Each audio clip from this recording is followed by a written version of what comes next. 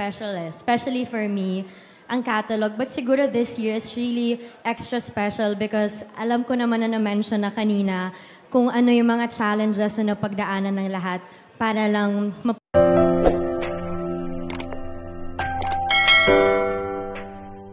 Catherine Bernardo kinilig matapos bigyan ng kasintahan nitong si Daniel Padilla ng isang magandang surprise. Kamakailan nga lamang ay naging maingay sa social media ang pagtanggap ng actress na si Catherine Bernardo ng isang award. Itong award na ito ay isa sa pinakamaganda at sikat na at mismong South Korea ang nag-award sa kanya bilang isang outstanding Asian star in South Korea. Marami na naman ang nainggit sa isang Catherine Bernardo.